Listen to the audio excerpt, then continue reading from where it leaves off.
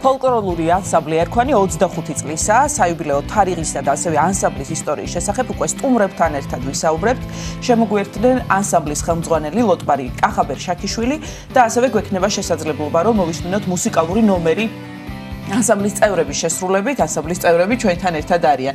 დილომშვიდობისა ბატონ კახაბერ, ძალიან დიდი მადლობა ჩვენთან მობრძანებისთვის. გილოცავთ საიუბილეო თარიღს, 25 წელი არ არის ცოტა. ვიცით რომ საიუბილეო კონცერტი უკვე ჩაატარეთ 14 მაისს თამარობას და სწორედ ამით მინდა დავიწყოთ. ერთგვარი შეფასება, შეჯამება იყო თქვენი განვლილი გზისა, ანსამბლის მიერ განვლილი გზისა და აი ამაზე რომ გითხრათ როგორ ჩაიარა და თქვენი შეფასება როგორი არის და თქვენი რამდენად ხართ კმაყოფილი.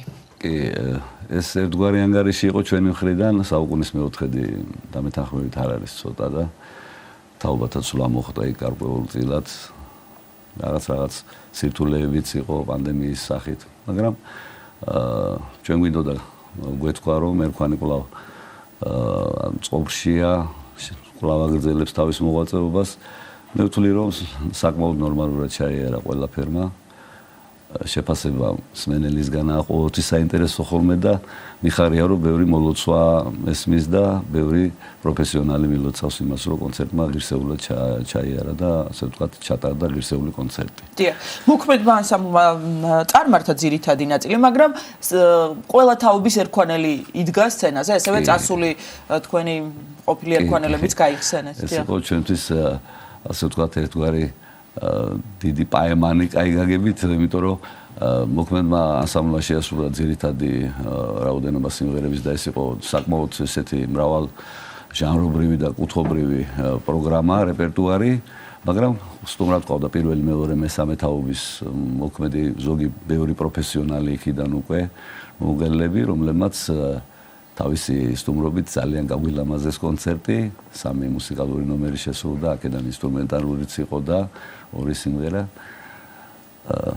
მათთვის ეს იყო გარდა იმისა, რომ ეს იყო სიმღერის ზეიმი, მათთვის ის იყო მეგობრობის და სიყვარულის ზეიმი, იმიტომ რომ დიდი ხანია ერთმანეთი არ უნახავთ და ძალიან გაუხარდათ ჩვენ კონცერტში, ასე ვთქვათ, მონაწილეობის მიღება, თუნდაც იმიტომ რომ ერთმანეთი ნახეს და გაიხსენეს ის ბავშვობა და ის კარგი წლები, რომლებიც მათ გაატარეს ერქვანში. დიახ. რეპერტუარის შერჩევა საიუბილეო საღამოსთვის რთული იყო? კი, საკმაოდ. მე მინდა აქცენტი იმაზე გავაკეთო, რომ ჩვენ კი შეგვისურვდა 25 წელი, მაგრამ ის თაობა, რომელიც ახლა მღეროდა რამოდენიმე გამონაკლისის გარდა, ფაქტობრივად 2 წელიწად ნახევრის ნამუშევარია საკონცერტო პროგრამაზე. ზოგი არის აქ კატეგორია, რომელიც წელიწადნახევარი 2 წელია, რომ სულ ასე ვთქვათ, წყობში მოვიდა იმ გაგებით, რომ საკონცერტო პროგრამის შესრულება შეძლოს და რთული იყო, იმიტომ რომ მინდოდა რომ ბევრი რამ გვეჩვენებინა და ჩემი აზრით ეს შევძელით იქ ქალაქურიც იყო, იქ იყო ქართველი კლასიკოსებიც, იყო ტრადიციული ქართული გალობა, რომელიც ჩვენთვის ყოველთვის პირველ რიგში მისაღები და აუცილებელია და რა თქმა უნდა ხალხური სიმღერა. დაახლოებით 9 კუთხე იყო, 8 ჟანრი იყო, ასე რომ ვთვლი რომ კონცერტი შედგა. მაინც ალბათ რთული იქნება რომ ერთი კონცერტით, ერთი საღამოთი შეჯამდეს 25 წლიანი გზა შემოქმედებითი. აი, თქვენ ახლა დღევანდელი გადასახედიდან როგორ უყურებთ ამ განვლილ გზას? რა არის ეს 25 წელი ანსამბლ ერქვანისთვის? და აი, ალბათ იყო რთული ეტაპებიც, რომელიც გადაალახეთ. აი, ამ ყველაფერზე რომ გვესაუბროთ. დიახ, რა თქმა უნდა, მე ბევრი მაქვს სალაპარაკო ამაზე, მაგრამ ერთს ვიტყვი ძალიან ისე მოკლედ და ლაკონურად, რომ ჩემთვის ეს 25 წელი არის ჩემ ასაკთან ერთად თამდევი 25 წელი, რომელიც ჩემ ახალგაზრდობიდან წამოვიდა და ერქვანი არის ჩემი სისხლი, ჩემი ხორცი, ასე ვთქვათ, ჩემი ოჯახი და ესენი არიან ჩემი ოჯახის წევრები, ყველა ის მომღერალი, რომელმაც გაიარა თუ ახლა გადის ამ გზას ჩემი ოჯახის წევრები არიან, ღირსეულად გაიარა, მე ვთვლი. იმიტომ რომ ძალიან ბევრი წარმატება გვაქვს, ძალიან ბევრი დამსახურებული წარმატება ეროვნულ კონკურსებსა თუ საერთაშორისოზე. ფაქტობრივად შემიძლია ასე ამაყად განვაცხადო, რომ კონკურსების მოყვარული ვარ, ყოველთვის კონკურსებისკენ მიწევდა ხოლმე გული და მეორე ჩვენ არ ვქონია, ასე რომ სულ პირველ ადგილს პირველი და გრან-პრი. პირველი გრან-პრი იყო გრან-პრი. ეს შემძლეთ და ჩემი აზრით ერქვანი დღეს და ამ რაღაც რამოდენიმე ათეული წლების განმავლობაში არსებულ ანსამბლებს შორის თავის გარკვეულ ადგილს იკავებს. ნამდვილად ასია. და ეს მიხარია მე პირველ რიგში. აი წეგან ვიდრე ეთერში შემოვიდოდით, კომუნიკაცია გქონდათ ანსამბლის წევრებთან და კითხეთ კიდეც მკაცრი ხართ ხო მე მგონი, როგორც ანსამბლის ხელმძღვანელი, სხვანაირად ალბათ არ გამოდის. ხო, არა, ვერ ვიტყვი რომ ისეთი მკაცრი ვარ რომ ეშინოდეთ ჩემი. მათ იციან რომ მე იუმორითაც შემიძლია ამათან ურთიერთობა, ასე რომ ზომიერად სიმკაცრე საჭირო ბავშვები.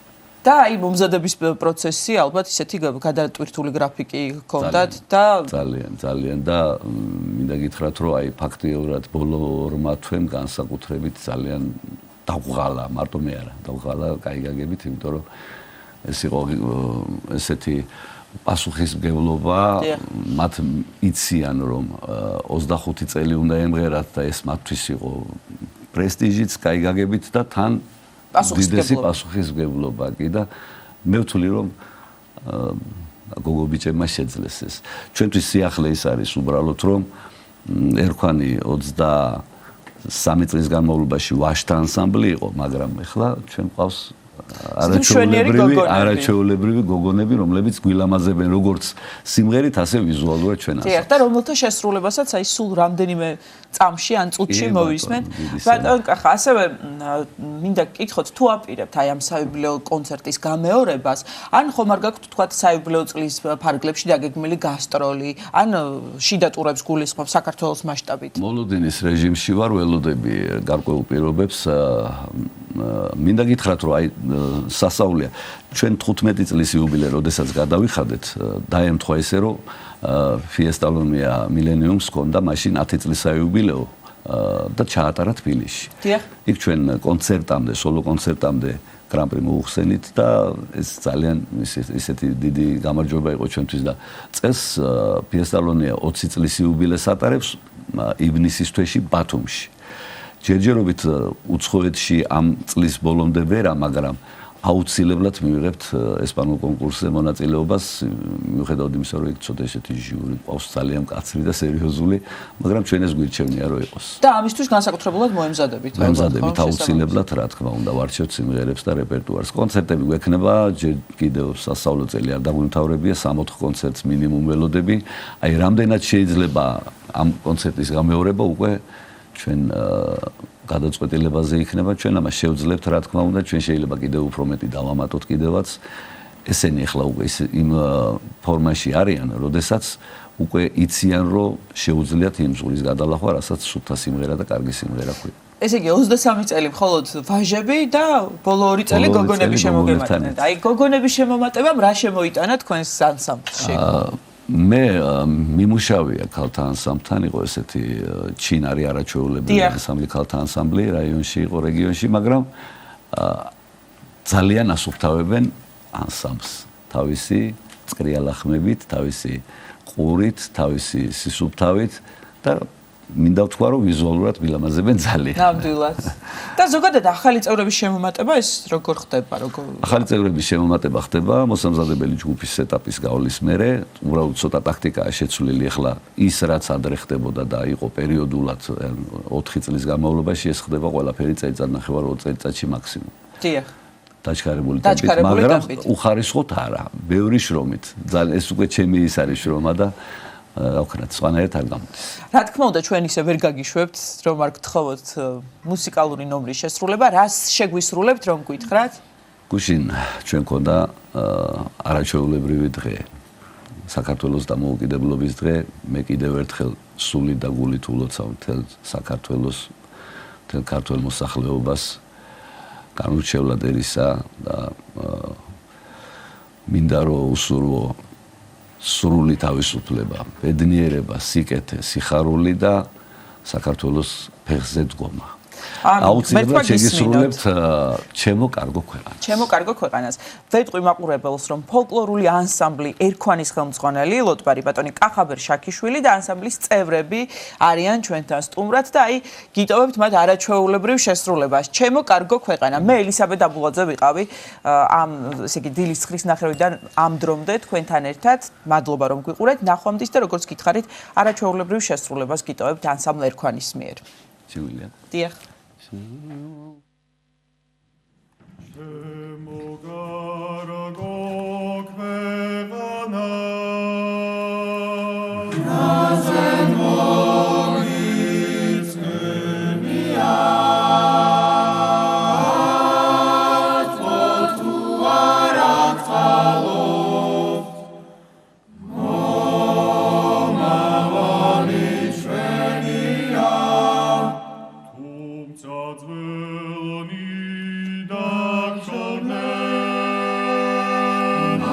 Holy